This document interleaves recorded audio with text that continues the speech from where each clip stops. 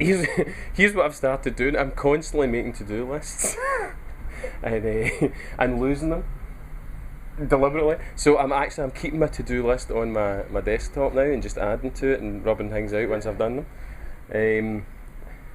This is for the We3 collection thing that's coming up soon. I can't remember if it's an absolute or a... Hi Adam. If it's an absolute or a deluxe or something, but they're wanting to target it the book trade. So I was trying a couple of different styles of a cover.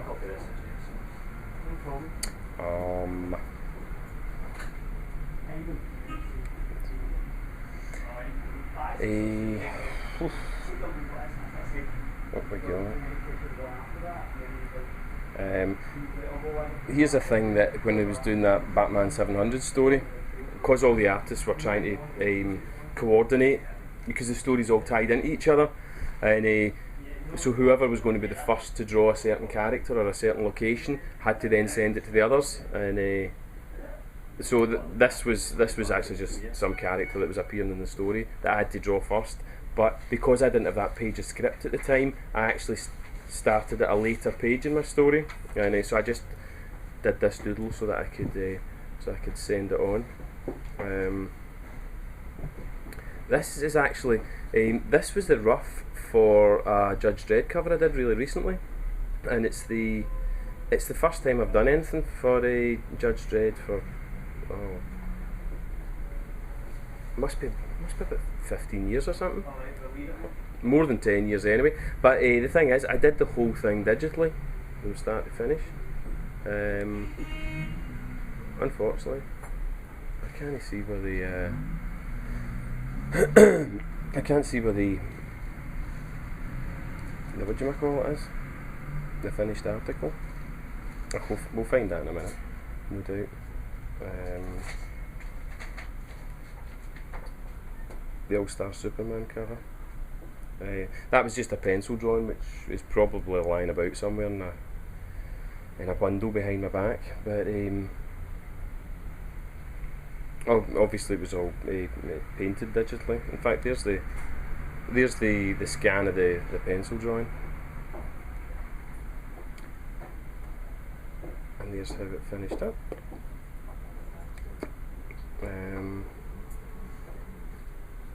This is something that's really handy for us. It's just doing roughs, you know. These were all the roughs I did, and the 6th out of 6 was basically the pose we've got. And then I thought, you know, they'll definitely want to see the full figure, and then that one there is the one they eventually went for.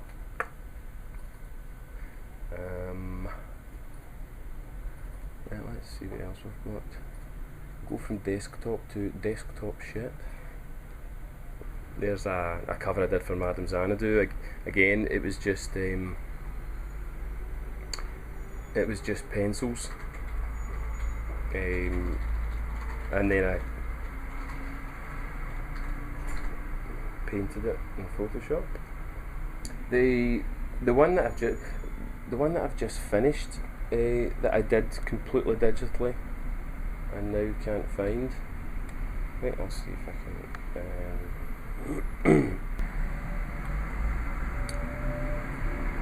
This one has been done. There was actually in here. I have done some stuff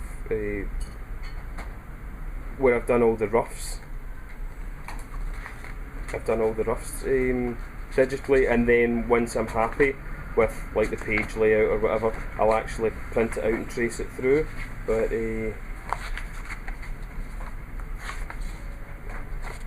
unfortunately, as you can see, I've got a pile of these wee sketchbooks. I've always got one to carry when I'm on the bus or the train, so I can jot down ideas. Well, in fact, there is some of the roughs for this cover. There's a few others, but anyway, yeah. Once I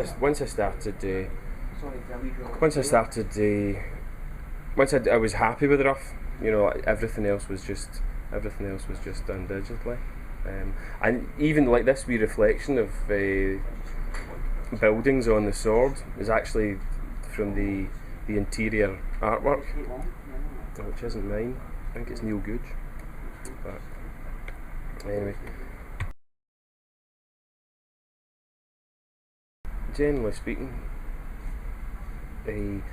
either it depends exactly what I'm doing, but you know, like it's very much just like doing just like, well, it is exactly just the way you sketch under normal circumstances, like with traditional materials.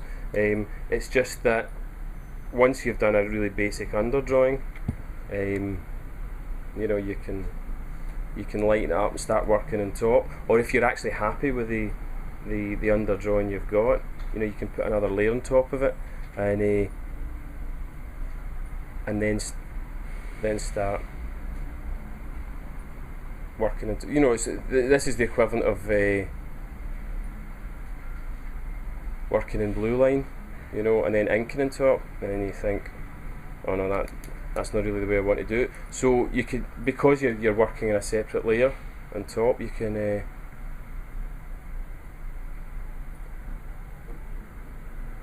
think, nah. You can rub things out.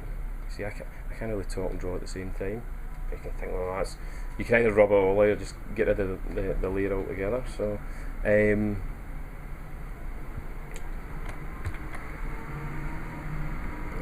these are actually a lot of the thumbnails for Batman and Robin were done. You know, like there's the thumbnail roughs, and there's the finished pencils scanned in. The pencils were done on paper, you know, but I would just work everything else out. You know, you can draw and shrink things down to whatever size you need. Thunder agents.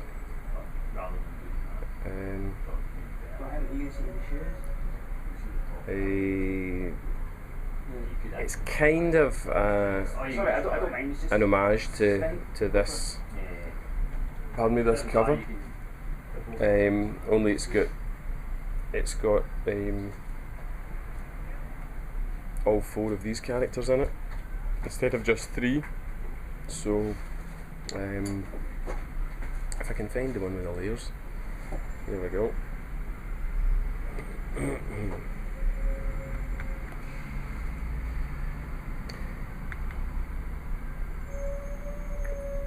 What we've got here is I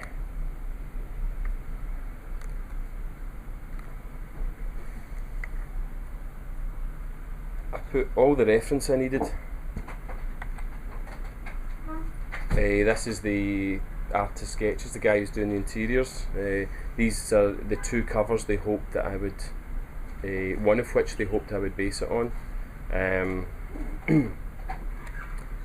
There's the basic layout for the cover that they want me to base it on, and that was my own doodles of the 4 characters.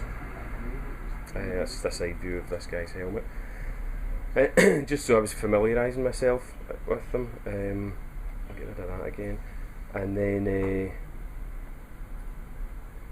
there's your man at the back. I'm doing them in different colours simply because it's kind of easier working in this process to get the layout the way you want it. So I think if we go to this must be locked. It is. I'll just make that a bit lighter. That'll make it easier to see. So this isn't absolutely typical of how I would normally work. I tend to work in sketchbooks and make lots of thumbnails until I get the composition the way I want it, and then sketch it up. Sometimes I sketch it on digitally, and sometimes I don't. But obviously there's advantages to this in terms of being able to move the 4 figures around and make them different sizes and all the rest of it. Just it's a very, very flexible way of working. Okay, I'm sticking a white layer behind that just to hide the bump that's behind it, and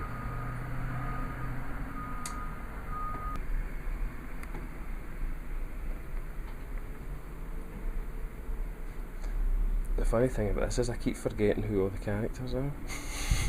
Never having read Thunder Agents before. It's funny because Jim McLaughlin just wrote a piece on Wally Wood about his life, and I've got a couple of Wally Wood books in my bookcase there, and I've got quite a few big like Mad collections, and you know, sometimes it's about the creators, and sometimes it's just like archives, you know, of Mad stuff. And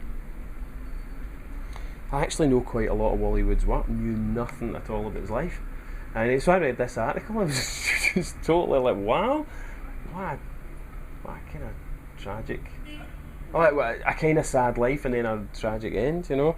And here I'm doing a Thunder Agents cover. Right.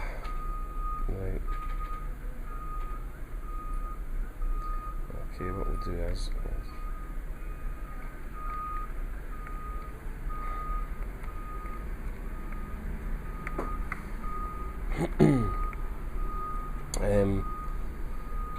I'm going to work in this. I'm going to work in this head here because it's a helmet, and then I'll not have the pressure of drawing her face live. And I'll just drop the opacity of this layer right back, so it just becomes a very faint underdrawing. Right, and the other thing I need to do is check what this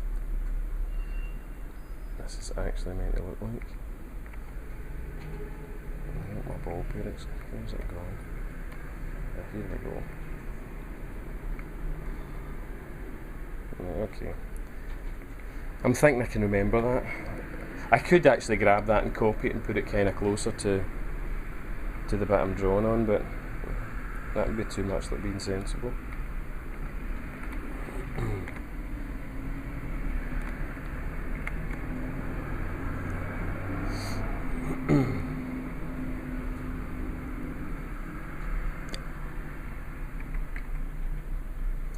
Call this layer CBJ. We'll scrap it. We'll scrap it as soon as you go out.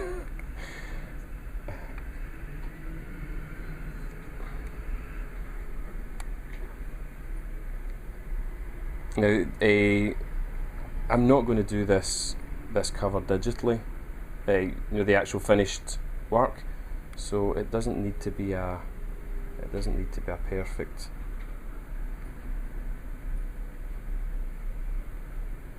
Perfect piece of work. It just needs to be good enough for the purposes of underdrawing.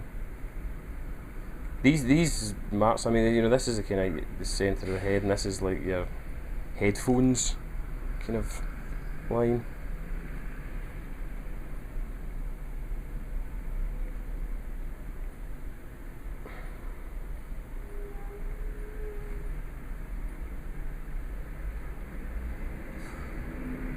I think these eyes kind of bulge out a bit like goggles.